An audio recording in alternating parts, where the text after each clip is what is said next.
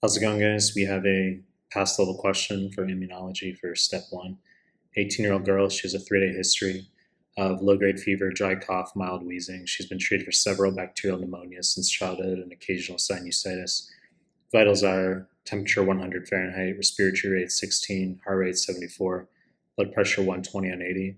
She has a history of atopic dermatitis. Her older brother has autoimmune gastritis. Which of the following best describes the deficient immunologic species in this patient? Choice A, binds complement, is wrong. This refers to both IgM and IgG. Okay, so at the FC region, you can just be aware that they're capable of binding complement. It shows up on the NBME exam. Okay, if you find it weird, I mean, it's not like the easiest thing to know, but just be aware that when you have your immunoglobulin, where it's an FC region that normally binds to the surface of cells, and then you have your Fab fragment that sticks out from cells and is going to bind antigen. At the FC region, occasionally you can get complement binding. IgM and IgG only. Wrong fucking answer. Choice B, component of B cell receptor is wrong. This refers to IgD. It's the lowest yield immunoglobulin on USMLE. They don't ask anything about it. I've seen this as a wrong answer choice one time. Okay, so you can just be aware IgD exists, but they're not going to ask you about it on USMLE. Wrong fucking answer.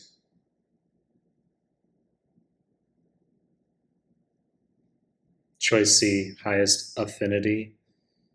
Wrong answer. Refers to IgG. Okay, so IgG is the most prevalent / common immunoglobulin in serum, and it's the most prevalent for secondary immune responses. So when you have a primary immune response, you first get an infection. IgM is the primary / main immunoglobulin.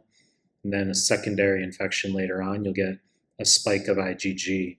And also for vaccinations, it's IgG that's going to persist. Okay, but they want you to know that it has the strongest binding affinity. It can bind antigen more strongly than other immunoglobulins. So it's something you got to know about it. IgG, of course, is also the immunoglobulin that crosses the placenta. And it's also RhoGAM for Rh negative women. You're going to give them that at 28 weeks gestation, also intrapartum. And that's IgG as well. It makes sense because it's mopping up any Rh positive RBCs that are in the circulation. And it's got to have highest affinity. Wrong fucking answer.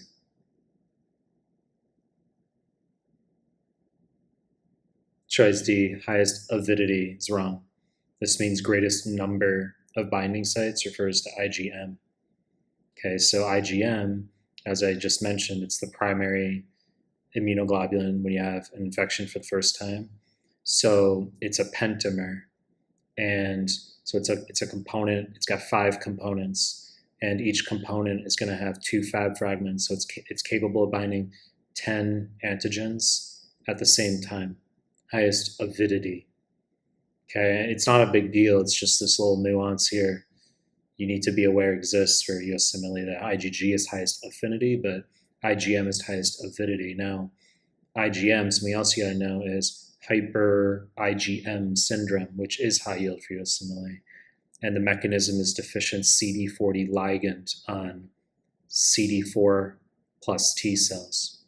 Okay, so normally CD40 ligand on the T cell is going to bind to CD40 on the B cell, and that's going to induce isotype class switching where the IgM can convert to other types of immunoglobulins, IgD, IgG, IgE, IgA. But if you don't have that interaction, CD40 ligand to CD40, you can't get that isotype class switching, so IgM builds up. Okay, so they'll give you a big 12-line paragraph, and they'll tell you that IgM is super high, the other ones are super low, and then the answer will just be deficiency of CD40 ligand, or which the following best describes the immunoglobulin in excess here, and the answer would be highest avidity. Wrong fucking answer. Choice C, secretas dimer with a J chain via transcytosis. Correct answer refers to IgA. This patient has IgA deficiency. Recurrent sinopulmonary infections since childhood. Usually they give you a teenager or young adult They can tell you there's a sore cheek, refers to sinusitis. The key thing is that when you think about the immunodeficiencies like Bruton, SCID, etc., those are sick kids. Like Bruton, of course, X-linked recessive would be a sick boy who's like 5 years old. SCID is going to be like a 4-year-old who's got all different types of infections. But IgA deficiency, 14 out of 15 times, it's going to be a teenager or older on USMLE. 1 out of 15, it can be younger, but we're talking like exceptions. So they'll just say 22-year-old has had history of recurrent sinopulmonary infections. And they can throw in history of giardia. And they can throw in atypy. There's a propensity there with autoimmune phenomena. Okay, so asthma, hay fever, rhinoconjunctivitis, and also just other autoimmune diseases in the family or in the patient, like rheumatoid arthritis, vitiligo, or other autoimmune gastritis, pernicious anemia. So IgA is also known as mucosal immunoglobulin. They can have that as the answer. Which the following is most likely we see in this patient? Answer, deficiency of mucosal immunoglobulin, because it's secreted, if you have mucosal surfaces, it's in your tears, saliva, in the GI tract. And the Peyer's patches, with most of them in the ileum, those produce a lot of IgA. And there's a mechanism called transcytosis, where there's vesicular release across membranes of IgA into the GI tract. And it's secreted as a dimer connected by a J chain. Sounds very nitpicky, sounds very pedantic and weird. It's on the NBME exams, okay? So that's what they want you to know for IgA. And of course, IgA is the immunoglobulin that's in breast milk.